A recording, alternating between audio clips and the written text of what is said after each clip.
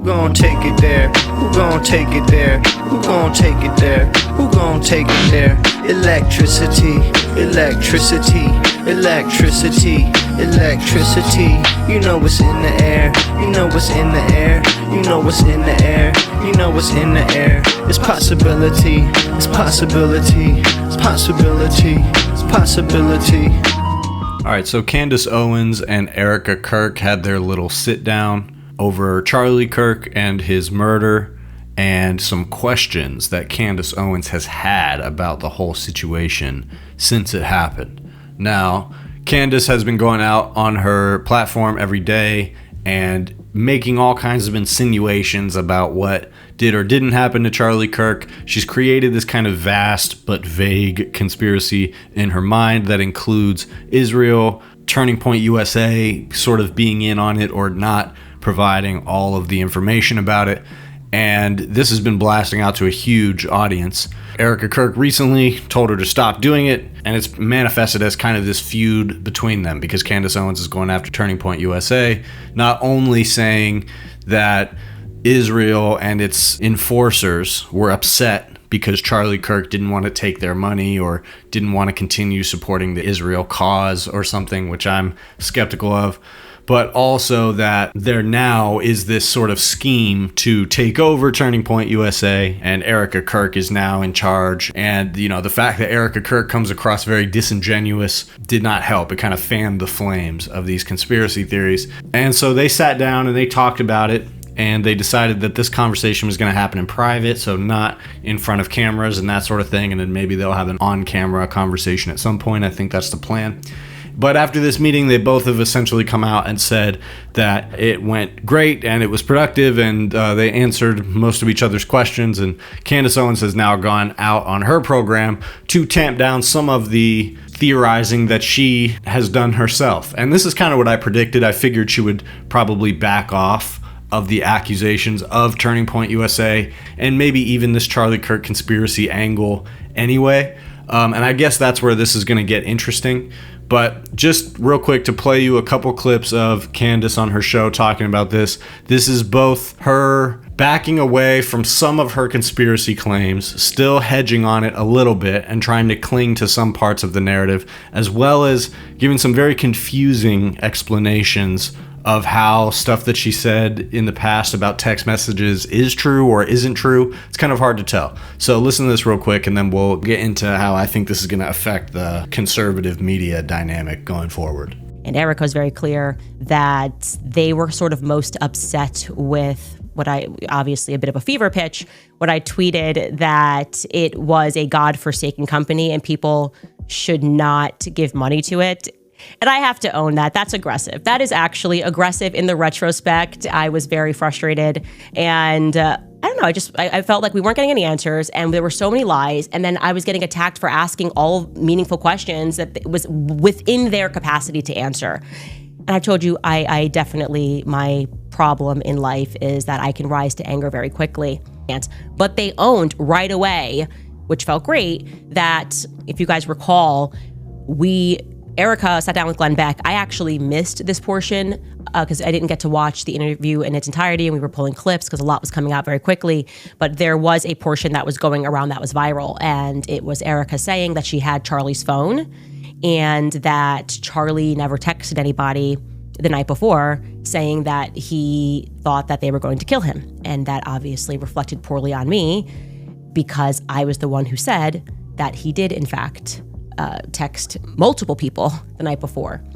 And then I went on Jimmy Dore on Friday, Jimmy Dore's show, and I clarified. I said, Andrew Colvett told me specifically that he was one of the people that received this text message. So I got that first person. I didn't get that from a source. I got that directly from Andrew Colvett. And then somebody who had access to Dan Flood's communications said that Dan Flood similarly received a text message.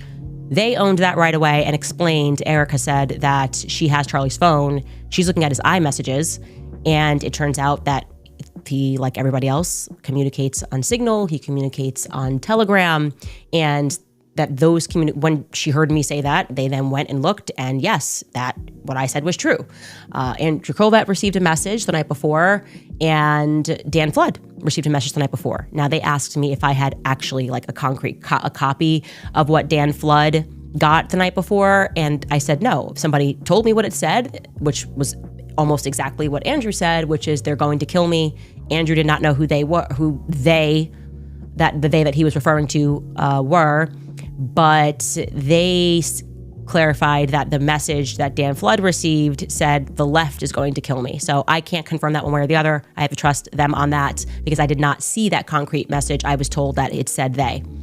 I said one of the reasons why I really want to sit down is because I want to walk out of here and feel confident saying to my audience, hey, like, there's stuff going on behind the scenes, but Tyler Robinson shot Charlie Kirk. Like, that more will come out, but you can take it from me that this is what happened. I was looking to achieve that because there's been a lot of signaling from various people, some people who are experts, some people who have been involved in cases, that there's obviously going to be stuff that the public does not have access to. And so it is at least plausible that they have seen very clear footage that we've been asking for of Tyler Robinson getting up there and taking the shot. Like, they have access to UVU cameras. And at this point, they elected to call the lawyer, like, you know, their lawyer who is involved in this case, one of the lawyers that's involved in this case. There's always a team of lawyers, especially for something like this. And what I got from the lawyer did not make me feel that Tyler Robinson shot Charlie Kirk. It did not make me feel confident that he didn't or did shoot Charlie Kirk. I was very surprised by this. He spoke a very long time. I asked, you know, can you share with me what it is? And I said, when you share this with me, I will not say what that thing is. If we want to protect the integrity of the case, I'm not gonna. If you say we've got the footage of him taking a shot, I promise I won't say that to the audience. But I will communicate to them that you have something that is solid. And no. To the exact contrary, this guy he said that they have nothing but the affidavit.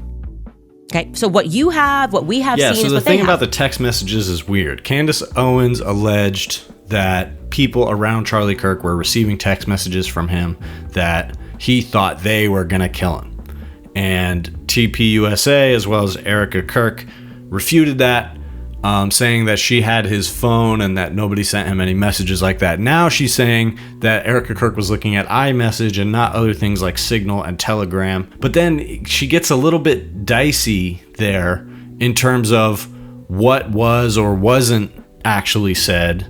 And she said they asked her if she had ever seen a reproduction of these text messages, and she said no, which is an odd thing to ask her because she also kind of makes it seem like they didn't show her anything that was in his Signal or his Telegram, and she's not showing the audience anything that was in his Signal or Telegram. So she still has no proof of this, but she's saying, don't worry, guys. We basically arrived at a conclusion that satisfies that neither of us was lying. I wasn't lying, and the person who told me this information about Charlie Kirk wasn't lying, but Erika Kirk also wasn't lying. But none of us has any proof of any of it, even though in theory that proof exists and they found it in this meeting, is what it seems like she's saying. They went and looked in the meeting and found that it was there, but she didn't see it or didn't get a copy of it. That's strange. So I said that I thought she was going to back off of this. I think Candace Owens, you know, she whinges about this stuff, and a lot of it is kind of emotional, right? Like, she gets worked up about something. I think she genuinely did care a lot when Charlie Kirk got killed. And so, you know, this is a wild goose chase that she likes to take her audience on. She does this over and over again. She's really good at being on to nothing. And so she makes a big deal about it, and especially if she's worked up, if she's passionate about a certain thing, she can make it very thrilling and enticing to follow along with her theory and her investigation. And she's blowing all these details out of proportion to kind of give her audience something to chew on as she's analyzing this and saying, this doesn't make sense. I just have questions. Why are they not answering my questions? And so you're cooking up questions that are impossible to answer and sort of weird snafus and scenarios that make people look suspicious, or at least it's designed to make them look suspicious to your audience. But I think it always comes to a point where it's clear there's nothing there, and she has to figure out how to kind of land the plane. So at this point, it seems like she wants to continue talking about Charlie Kirk. She says, I'm not confident Tyler Robinson is the person who killed him. And I think that some of the stuff about that case is weird as well. We haven't heard anything about it. And, you know, she cites how the text messages are all like perfectly laying out the evidence that would be needed to be confirmed by the FBI, which is just odd. And the whole thing is odd. But at the same time, there's no evidence that anybody else did it either. And so that's what Candace Owens' whole narrative hinges on, is that there must be somebody else who did this. And the Turning Point USA thing was something that she has been cycling on for weeks because it adds another layer to that. So that has fallen apart. Whether she's going to keep going on the Israel angle is going to depend on if that is going to increase tensions in the relationship that has been reestablished here with Turning Point USA, because it's likely that that organization is going to want her to chill on the connection of Charlie Kirk and his death to Israel. They probably didn't really get into that in this meeting because the bridge has been constructed now.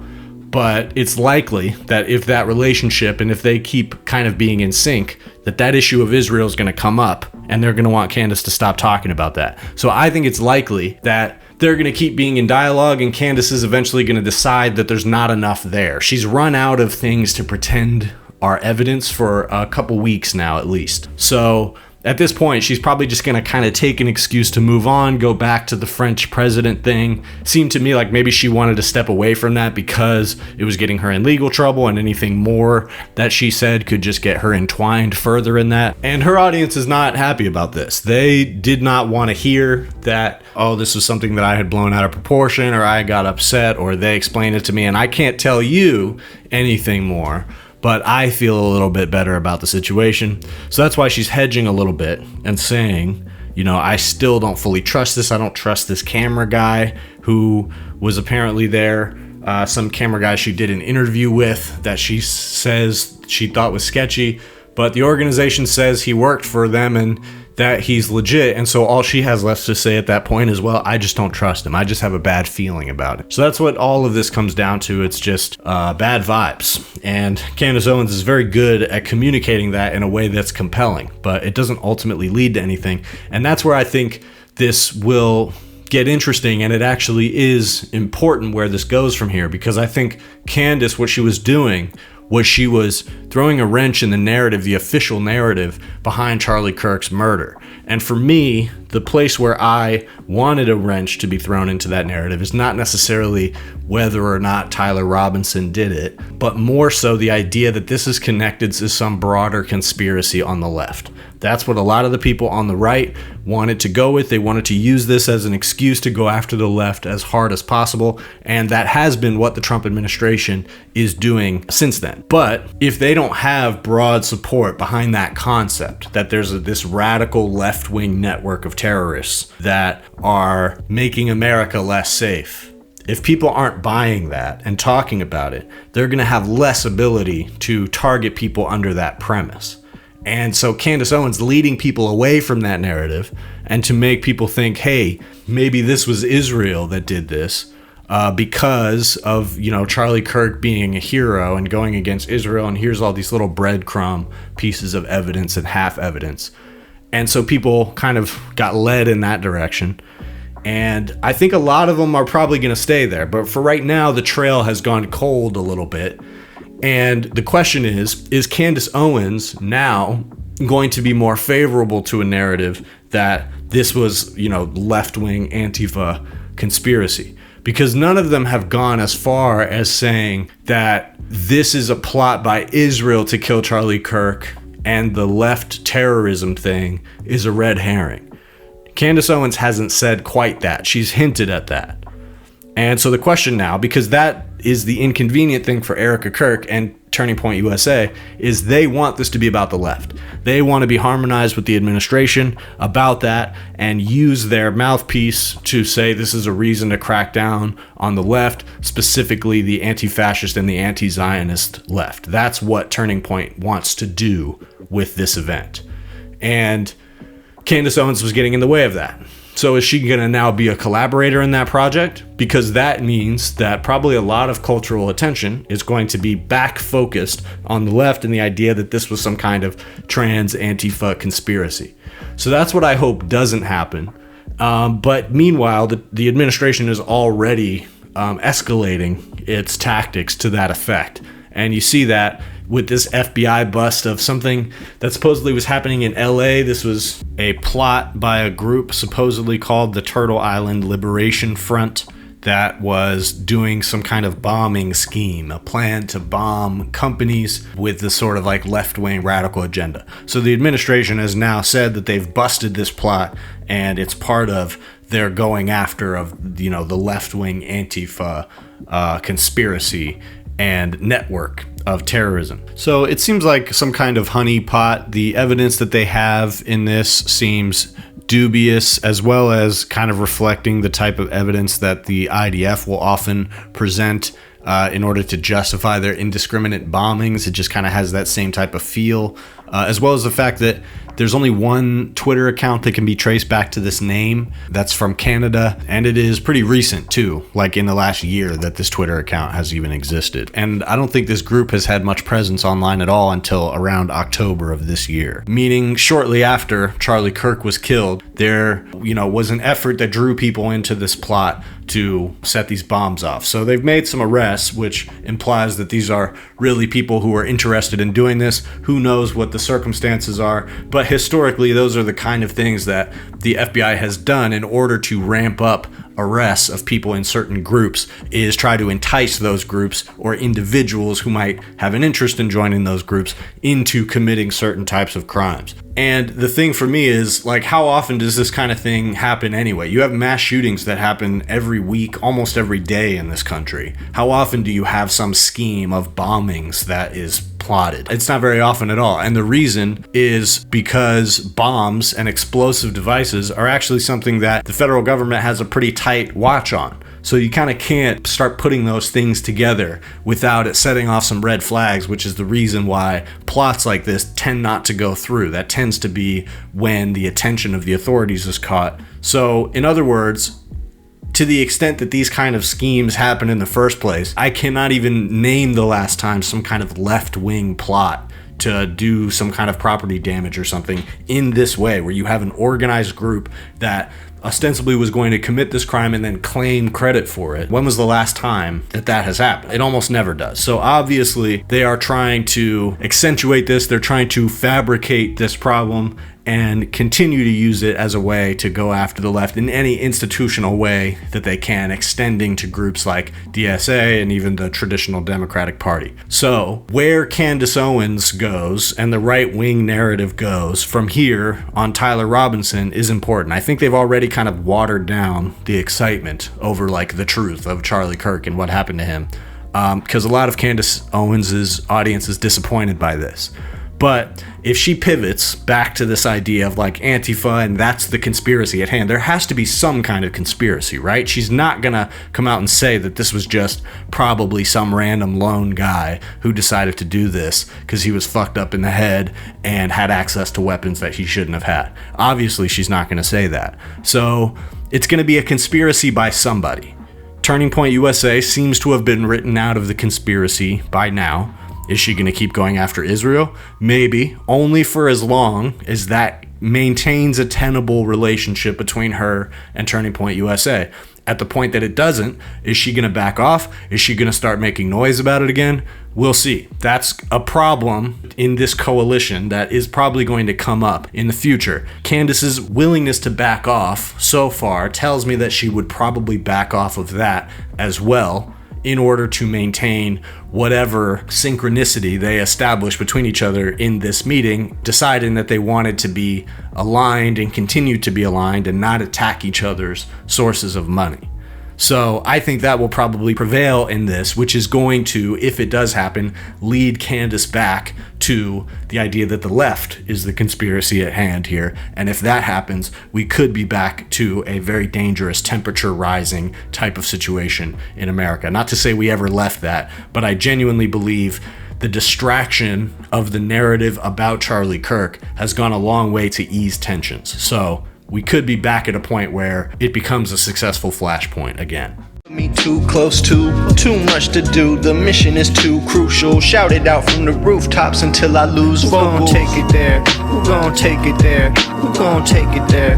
Who gon' take it there? Electricity, electricity, electricity, electricity.